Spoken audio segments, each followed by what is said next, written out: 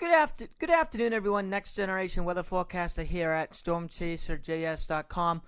We're going to be looking at today the overall pattern over the next couple of weeks and really the forecast for the month of July to see if we can get any warm air here in the northeastern part of the United States. So we're going to start off here looking at the MJO, the Madden-Julian Oscillation from the European, and see where this is going over the next several weeks. So you can see we are in phase 5 now. We're going to go into the null phase, and then by the end of the period, around the first few days of July, we'll be coming, it looks like, into phase 1 or 2, given what I see here on the ensemble, which are those yellow lines there. Now, hopefully this will work, and it does work. Again, this is what phase 1 and phase 2 give for temperatures in the month of July. You can see phase 1 quite warm, and then phase 2 quite cool. Now, I'm going to let me see here. I know I have my pen, and I want to go back to this.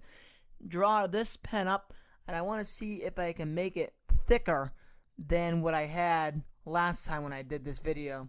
And I had a hard time finding that too. So let's see if this will work here. Subtitle, arrow options. Maybe it's over here. And let's see here. Highlighter.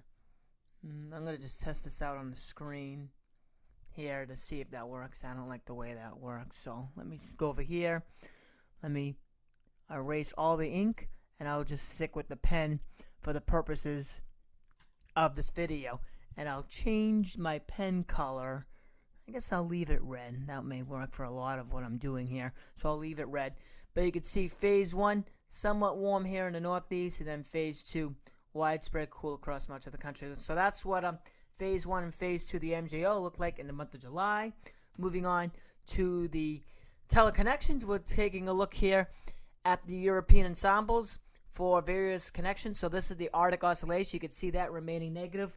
And in the month of July, a negative AO. Looks like this. You can see widespread cool here in the northeast. The EPO pretty much being negative to around neutral in the month of July.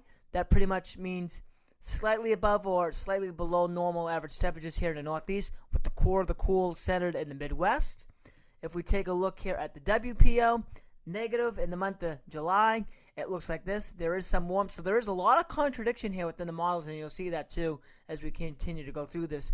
But that's a warm signal, too cold versus a warm signal. The PNA negative becoming positive in the month of July.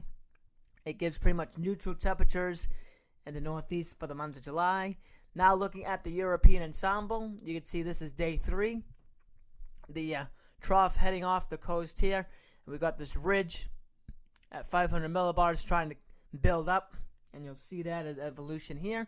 So here's Sunday, here's Monday. This is still out here, and a lot of cold air here relative to average in the plains in the west. And then by Wednesday, you can see this ridge here trying to get going here, and then there's a trough here. There's a trough out here. By Thursday, and it looks like the warmest days of the upcoming week, next week in the northeast, are going to be Monday, Thursday, and Friday. And that's what the European is showing quite nicely. Again, Monday, Thursday, and Friday. Tuesday, Wednesday, there will be some showers coming through with this trough here, which will cut down the warm Tuesday and Wednesday. But Thursday, Friday will be the warmest days. And again, you can see that showing up nicely with the upper level ridge there, higher than above normal heights in the northeast. Thursday, Friday, and then Saturday. And this is when things get interesting, because now again, I mentioned this in one of the other videos too. And let me get a different color here to highlight this. Let me use maybe darker blue on this. Let's see how this works out a little bit better, I guess. You could see, though, how that ridge is starting to pull back to the northwest. And let me grab my color green. But yeah, the ridge was, again, here. And now you can see it going here. And actually, those colors stayed, which is really good. So there's the ridge there. There's the ridge here pulling back up over Hudson Bay. And if I go to my next image, you can see there the continuation of that ridge being up over Hudson Bay. And this trough out here, I have a fear that this is going to translate westward, retrograde, and that's going to be stuck over the northeastern part of the United States for portions of the month of July. So you can see the retrogradation taking place here. That goes to that, then pulls up, and then starts staying there. And again, that trough starts translating in, and there it is again. Right there, right here, and again, this is 51 members, and then you can see a nice ridge trying to show up over here. And then hour 324. What is that? Day 12, day 12, day 13. There's still some resemblance of the ridge up here, and then you're starting to get that troughing setting up in the eastern part of the United States. And then here is day 15, with, you can see how the lines are starting to come down. You can see some kind of a trough here, ridging remaining up here, then this troughing this out here as well, and troughing this out here. So there should be a trough in the eastern part of the United States, days 10 to 15 overall. So again, you can just see that nice progression overall. So I'll start it here. Started here at 144. There you can see again, as I've been mentioning it, pulling back and getting trapped up there and allowing that jet to get underneath.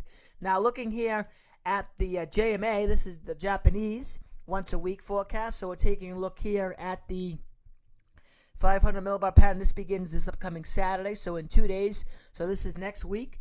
Let me grab my pen. Oh, here it is. So you can see the trough out in the west. Let me try to get red, see if it shows up a little better here. But you can see a trough out in the west. Oh, that's a deeper red. And here's that trough sitting out here. Now, this is again averaged over a 7-day period, but you will get that ridge in here for a few days. But again, mean trough hanging around. Week 2 looks like this. And this is, again, that's what you saw in the European. Here is that ridge here pulling back with this trough potential being underneath week 2. And then week 3 and 4 gets really interesting, and we'll see what the weeklies look like this evening, because, and this is day 17 through 30, so this takes us out to mid-July.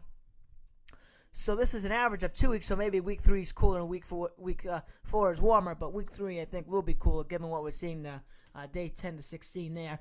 But what happens here is that you can see a complete reversal, and that's the end of the PowerPoint. But here, this is week 2.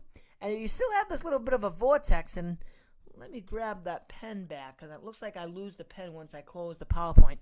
Now, you can see here, I'm going to use, to do this, this may be a problem, because it's not loading in. Let's see what this green will appear like on the JMA. So where I have this green circle, or where the mouse is, or I'll color it in, you can see there's negative heights up there, and that's the vortex. Now, let me go out to week 3 and 4, you can still see it there somewhat, but you also lose the ridge here over Hudson Bay. So what may happen is, let me go get the color red here.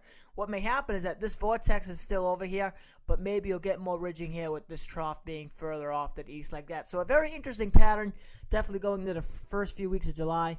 But overall, I don't really see any major heat coming into the northeast at all over the next 3 to 4 weeks, with all that said. So that is it for now, and thank you for watching.